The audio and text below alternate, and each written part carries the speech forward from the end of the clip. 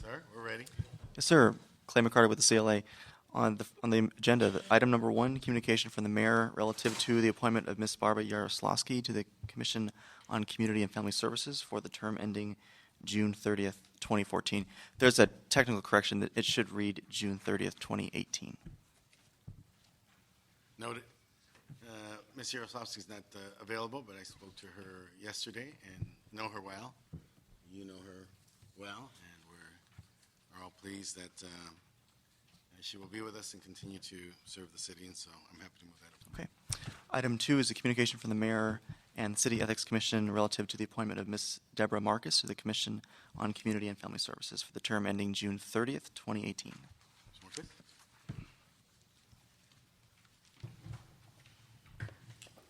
Hi, nice to meet you. Pleasure. We're happy to hear you introduce yourself to us, and then we're very pleased with the nomination. So, Thank you. Well, thank you for having me here. My name is Deborah Marcus. I am the Executive Director of Communities and Schools of Los Angeles. Mr. Fuentes?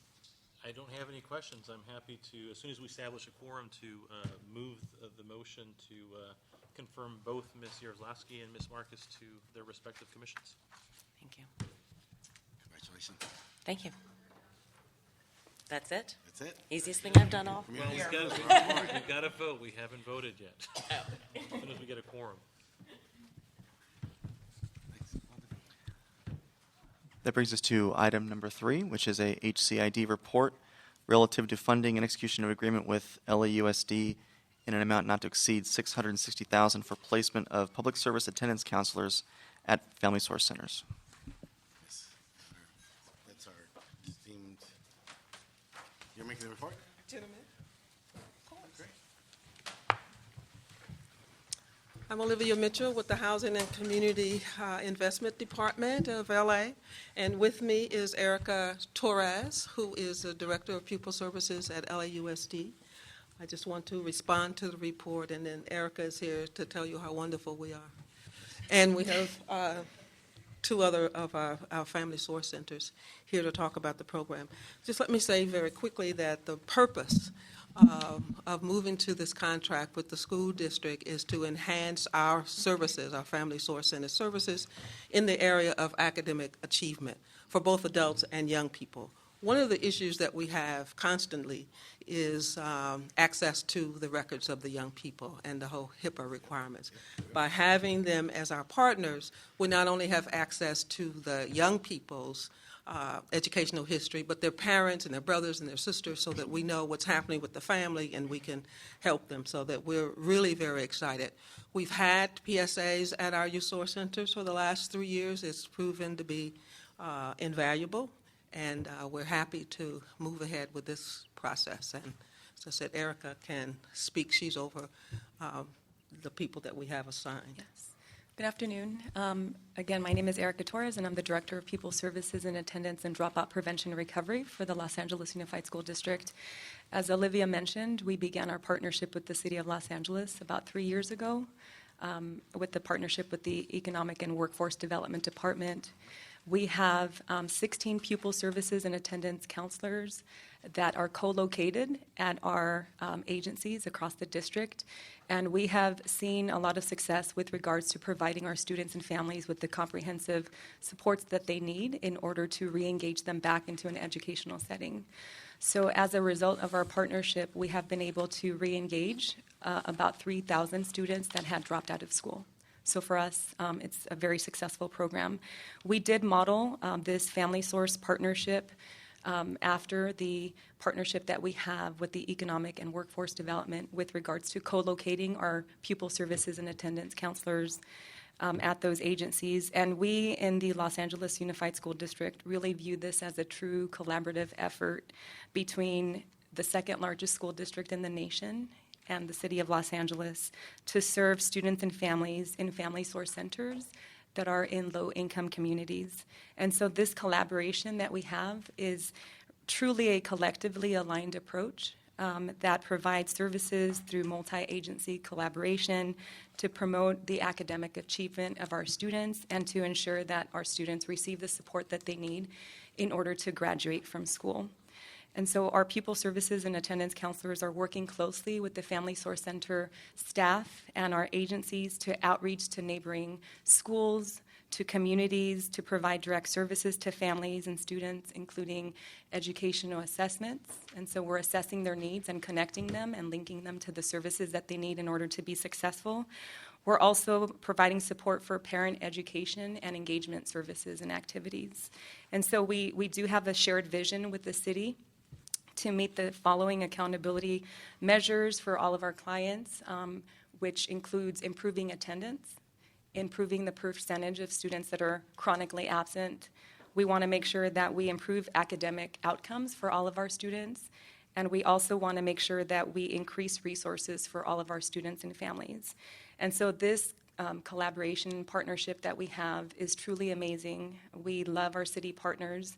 We know that we can't do this work alone, and our hope is that we can continue with this partnership so that together we can serve the students and families of the city of Los Angeles. So congratulations to the department and to the school district. I mean, this is a tremendous, I think, example of how to leverage those very limited federal resources that we get and the school resources. So you mentioned, and this is a question for either one of you, that this program has been in existence for 3 years now. Is that right? At our youth source centers, under Economic and Workforce Development. They've been at the youth source. This is the first time they'll be at the family source centers. Fantastic. Well, even more congratulations are in order, because I think, again, to sort of underscore the need for us to have wraparound services for this population is absolutely, I think, facilitated by the fact that we have LAUSD as a partner, because we know that the issues that these young people face, the challenges that they face, can't only be addressed in sort of the FSC perspective. It has to, and it probably impacts what's happening at the school district level.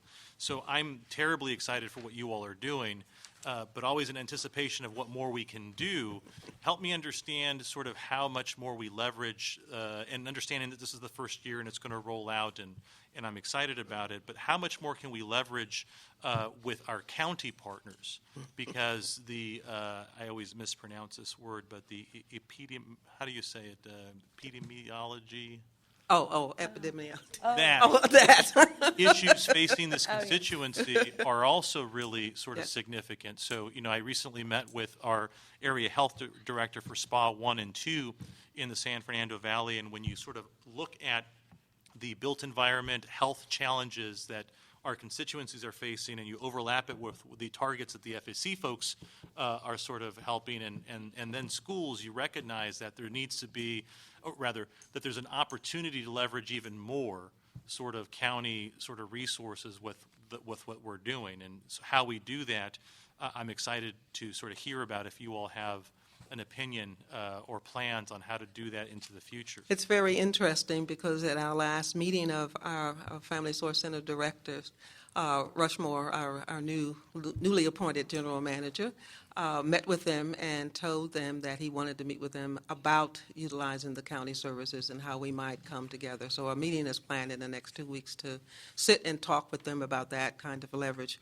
We've already looked at leveraging, there's a foster care system that the school district is funding, and new PSAs are being hired for that, and many of them are being housed again in both our Youth Source Center and our Family Source Center to deal with the issues of foster youth, which can be the same child, if not the same family, the foster kid, the young person who needs a job, the family who needs parent education. So we're looking to put all of those kinds of services, together. So it's wonderful. The other partner for us is City Year, who run after-school programs, just a very refined after-school program that allows them to work with students one-on-one throughout the day in their class. So if we can hook our young people up, it's important, and I have both children and grandchildren, it's important if you're able to track them day by day, class by class, to see whether or not they're going. So we're expecting a great deal of not just moving young people from grade to grade, but a little more vigor in their academic assessment, a little more change in the family's attitude towards education, which helps them very much. My boss stepped up we do have a technical change. I want to make sure I say that Sure. before anything else happens. And let me also add that I don't mean to infer that there isn't that type of sort of service delivery taking place. You know, El Nido, for example, the FSC in my district has grants from the county, and they're doing a lot of sort of great service delivery, both with the CDBG monies that we've given them as well as sort of what they've gotten from the county. All I'm suggesting is how do we sort of align that service delivery in a way that really adds belts and suspenders to everything that we're trying to accomplish.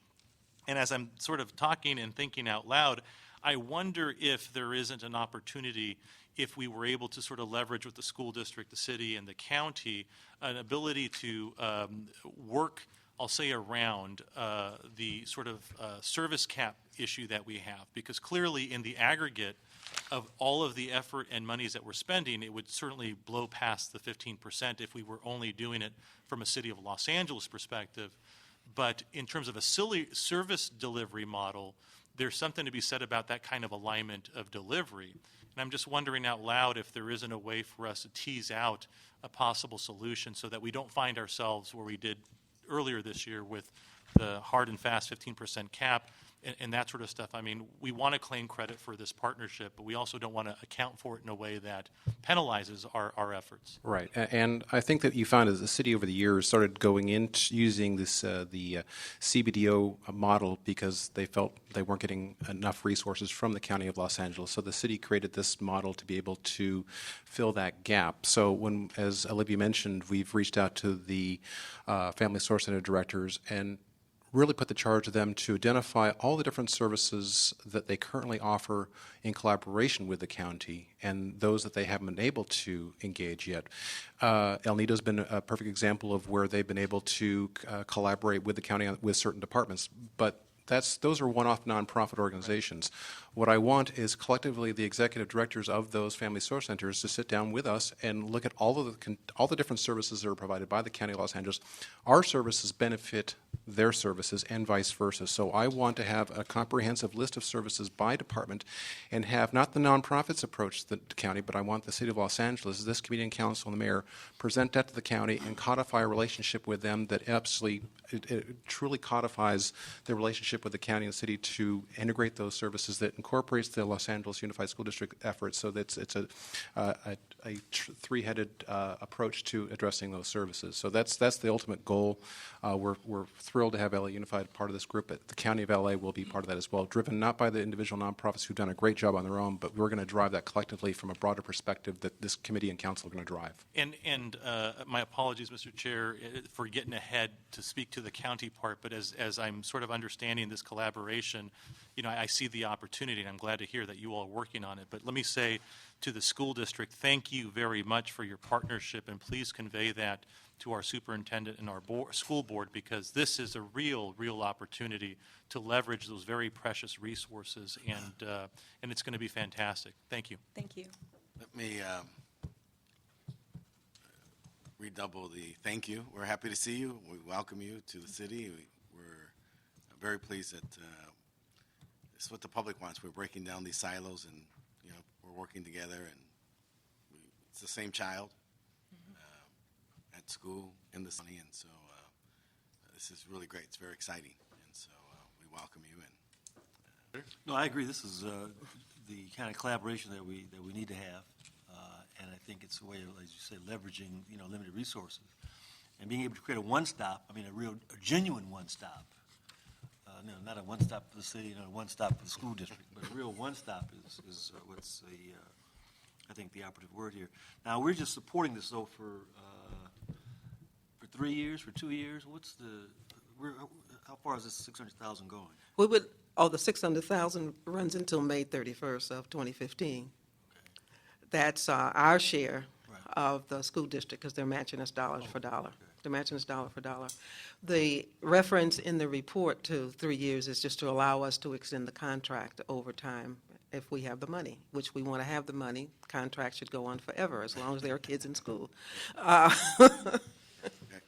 No, obviously we're committed to that. Also, if we could work on formulas on the match, I mean, the goal here is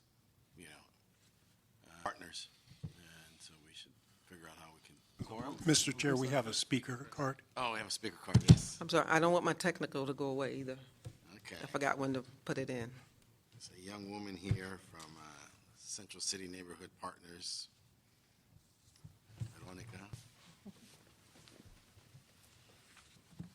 How are you? Hello.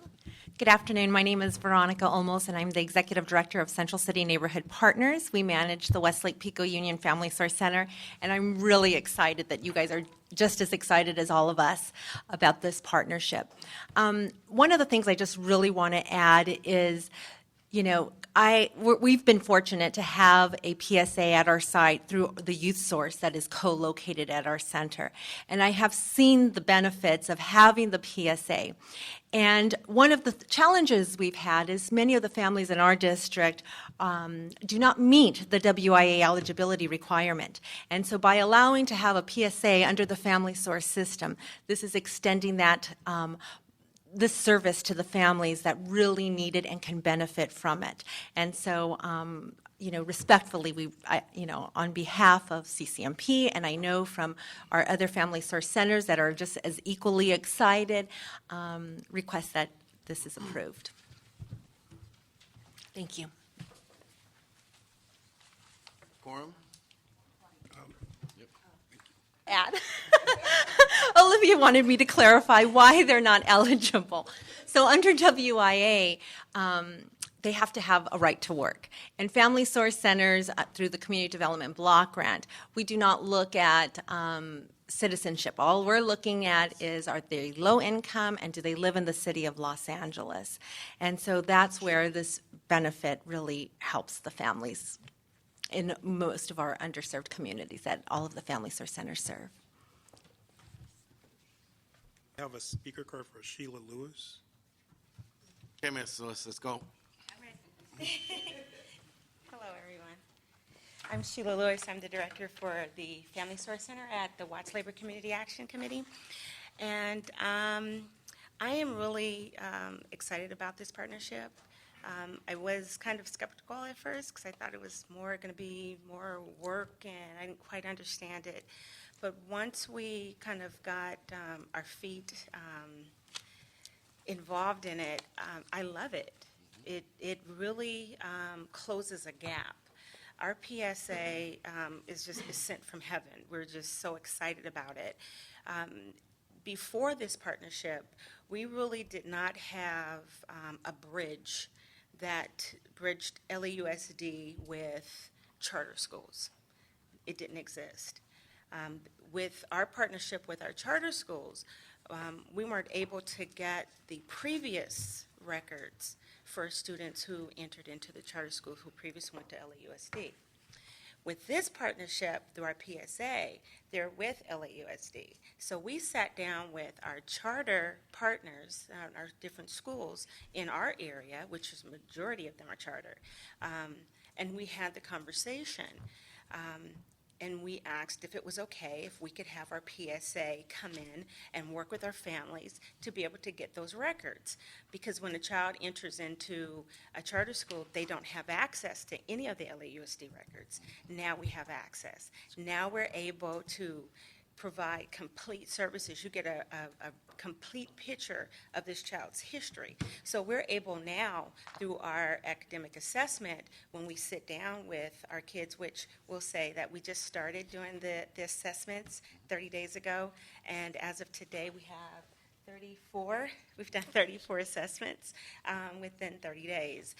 It's working. We've also received referrals from the school police. So I know my time is up, and I can talk forever, but this is an awesome partnership, and it helps us complete our complete wraparound services for our youth. So I just want to thank you guys for your support, and just keep supporting us. Okay? Great. Thanks. There's a technical amendment that needs to be made first. Yes. I don't know where it is because I didn't see the last report. I saw the interim report, but it is for $700,000, $660,000 for the school district, and $40,000 for HCIDLA. I'd make Okay. a motion to move the file as amended and delineated there by our capable HCID staff. Right, and it's in the CAO's report. It's in the CO's report, I'm sorry, yes. When we embrace that, then it's all comes together. Sorry, Ms. Mitchell, could you, I'm sorry, there's an 879, there's a 660, and there's a 40. So there's a reference to $700,000. That's what we need for this project. so you're amending the recommendation, the CAO report? Let me see, Amended the HCID hold it just a second. Yeah. I think it's amending the Before I do it HCID wrong. report to reflect what was outlined in the CAO report. Don't let me get it wrong, I don't have to come back again. This one, we need for this to be 879. Yeah, okay. Trina has it right. Okay. Yeah, I'd be happy to work with the clerk's office. This is Trina Unziker from the Office of the CAO. But the bottom line is that the amount that's in here refers to the administrative fee for HCID in addition. $40,000? Yes, that's the $40,000. Then there's $660,000 that's intended for the contract. But what Ms. Mitchell is talking about is the addition of $179,000 or so. And I can work with Richard to give him the correct amount. But that amount is intended for other CSBG contracts that are unrelated to LAUSD. And that amount is in order to be able to make that funding available to cover an overestimation of 2013 savings. So it's really an administrative action. Reconciling books here. Yeah. 13 And that would amend the CAO report. That'll be my motion. Got it. Second? In order. Thank you so much. Mr. Chair, I'd also move item 1 and 2 so that we can be mindful of our candidates' time. Yes. We have items, motion. Second. Senator? Second. Great. That takes us to item number 4, HCID report relative to the results of an RFP for real estate broker services.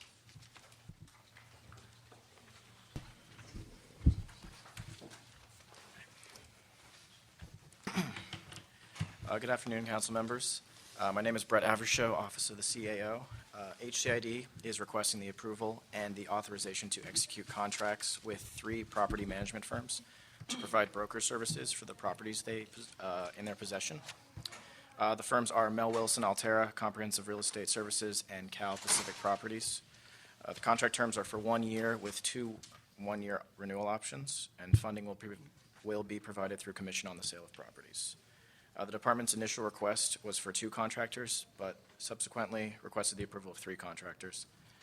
This office supports the department's recommendations, and myself and the representatives of the department are here to answer any questions. Hello, I'm Mark Andara with the Housing and Community Investment Department to answer any questions you might have on this. Yeah, I've got a question. So we're approving contracts with 3 firms? That's correct. Are they all Los Angeles-based firms? Two of the firms are based in Los Angeles. The one is based in Orange County. Nothing against Orange County, but do we have a preference for LA City-based businesses? Yes, we normally do. And so why is it that we weren't able to score another firm to be, so that all 3 were LA City-based? Well, these were the 3s that made the threshold. There were no other qualified scores. I see. So only 3 applied? 4 applied. There was a 4th, but it was not a complete submission, so it didn't qualify for scoring. Okay. Very good. Well, I would just sort of say for the record, again, love our friends to the south, but to the extent that we can employ more Los Angeles-based businesses, it seems to me that that would be very good to all of us. So I'm happy to make a motion to move this item forward. I share your sentiments. But with that motion, second. So move. So that would be approving the recommendations in the CAO report. Yes. Thank you. Very good. Thank you.